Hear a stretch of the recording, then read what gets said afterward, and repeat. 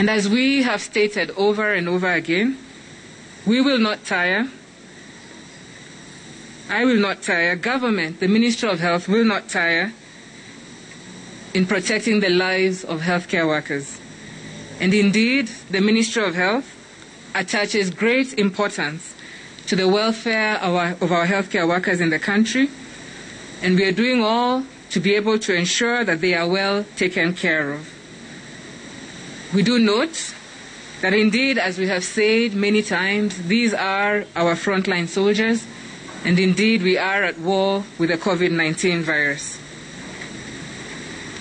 Fellow Kenyans, we have taken note of the concerns raised by healthcare workers, and we continue to engage them in order to find amicable solutions to the issues of concern that have been raised.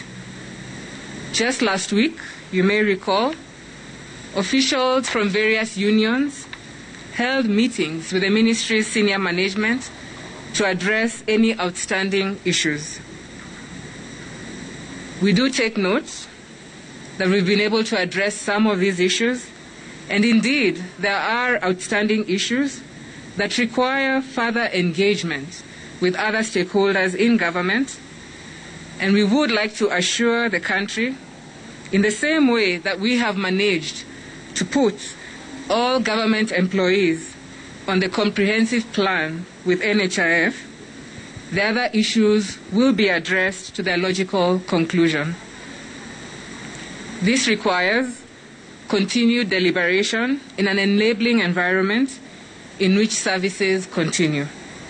And to this end, we would like to take the opportunity to thank our doctors under the umbrella of the Kenya Medical Practitioners, Pharmacists and Dentists Union for calling off their strike in order to give dialogue a chance.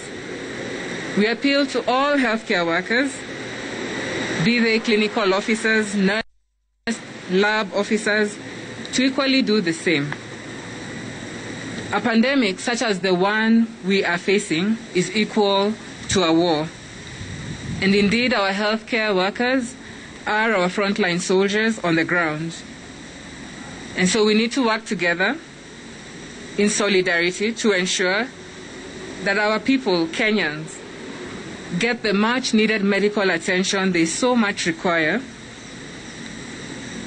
because leaving them without this attention would be leaving them vulnerable to attack by the enemy that is COVID-19.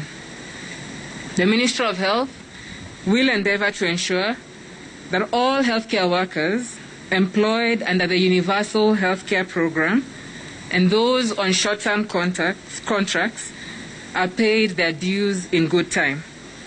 Indeed, this issue has been raised, and currently our team is working on it. We have 117 doctors hired under this program. And as we do the counts and checks and balances, we have 15 more remaining who have outstanding dues, and we are working to endeavor to ensure that their salaries and arrears are paid. Of over the 9,000 healthcare workers hired under the UHC program, approximately 8,600 of them have been paid their dues, including all their arrears for the period worked. At the same time, the Cabinet Secretary for the Ministry of Health has asked for a report on the status of all healthcare workers hired to assist in the fight against COVID-19. And the Ministry shall be sharing this report over the next few days. On the personal protective equipment, the PPEs, counties have been advised to acquire the commodities at KEMSA at the prevailing market rates. In addition to this, the Ministry has distributed to all counties these life-saving items from donations which we have received from friends and well-wishers.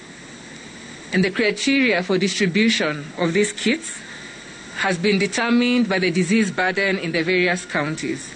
And this will continue with every new lot of donations we receive. We shall continue to expedite the distribution of those kits to the counties. Now, turning on to the COVID-19 statistics.